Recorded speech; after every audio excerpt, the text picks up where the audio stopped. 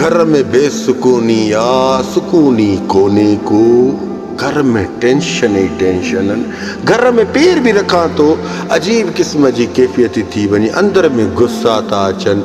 छा कयां, अहिड़ी का नसीहत ॾे शेख ज़ुबैर जो मां पंहिंजे घर समेत सुकून में रहां। मेन शइ आहे घर जे माहौल खे सेट मर्द कंदा। औरतूं जॾहिं चिड़चिड़ाप में ईंदियूं छो ईंदियूं चिड़चिड़ाप में,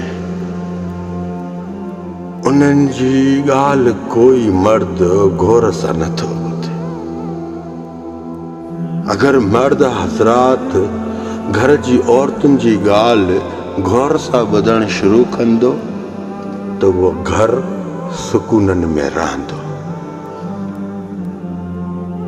मां चवंदो आहियां मर्द उहो जो घर में पैर रखे त अध ख़ुदि औरतुनि जे मथे ते रवा अची वञे।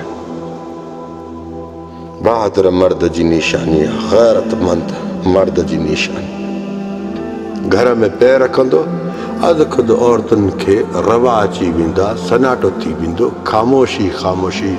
अल्लाह साईं मुंहिंजे बाबा साईं खे जन्नतुल फिरदौस में आली मकान अता फरमाए। मुंहिंजो बाबा साईं घर में पैर रखंदो, मूंखे रब जी इज़त जो कसम सन्नाटा थी वेंदा, सुनसान। घर में औरतुनि खे रवा मथे ते अची वेंदा।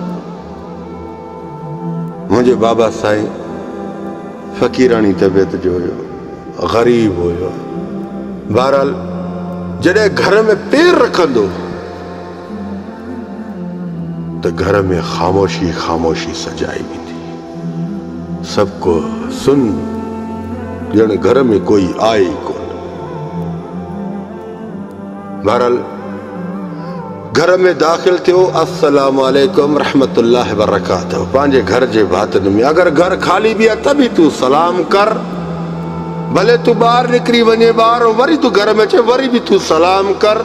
रब पाक इन सलाम जे सदके मूंखे उन रब जी इज़त जो कसम तुंहिंजे घर में रहमत बि नाज़िल कंदो, बरकत बि नाज़िल कंदो। थी सघेव त घर जी औरतुनि खे तरबियत ॾियो, नमाज़ जी पाबंदियुनि मथे ते रवे रखण जी आदत विझो।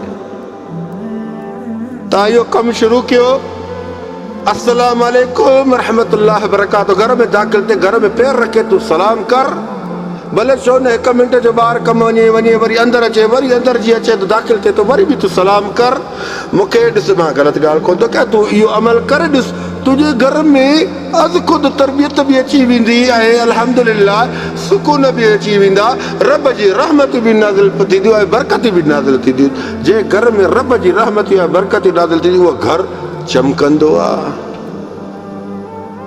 यादि रखो इंसानो, अल्लाह तव्हांखे इहदिना सिरातल मुस्तक़ीम रस्ते ते हलाए। आमीन या रब्बल अर्शिल अज़ीम। तव्हां सां गॾु मूं गुनाहगार खे बि इहदिना सिरातल मुस्तक़ीम रस्ते ते हलाए। मुंहिंजा प्यारा भाइरो, 2025 जो लेक्चर तव्हांखे मां तव्हांजे आॾो रखियो। नंढनि मासूमनि सां ज़नाऊं थींदियूं। ख़ुदा जो कसम 12-13 ॾींहं थिया आहिनि मां लेक्चर रखियो आहे। अॼु तव्हां सर्च कयो, 18 ॼणनि सां नंढनि मासूमनि सां ज़ना थी आहे, जंहिंमें 6 ॼणा क़त्ल कया विया आहिनि। तव्हां सर्च कयो।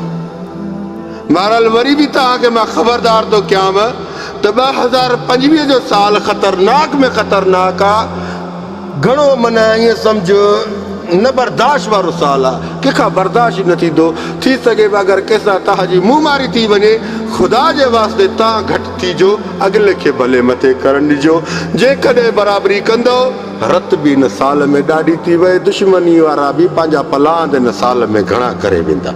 मां तव्हांखे पहिरियों 12 ॾींहं अवल मां लेक्चर रखियो आहे। 12 ॾींहं अवल लेक्चर रखण जो मक़सदु छा आहे? तव्हां हिननि खे ॿुधो, अमल कयो, मूंखे कुझु तव्हां न ॾींदो, न ई वरी तव्हां मुंहिंजी क़बर छॾाईंदो, न ई वरी मां तव्हांजी क़बर छॾाईंदुमि। मुंहिंजी हिन ॻाल्हियुनि जो मक़सदु इहो हूंदो आहे त तव्हां हिन ॻाल्हियुनि ते अमल कयो। बाद में तव्हां इहे सूर न ॾिसो, तकलीफ़ुनि में न अचो। सुभाणे ईअं न तव्हां सां थी वञे, पोइ बाद में मथे खे हथ ॾेई वेठा हुजो।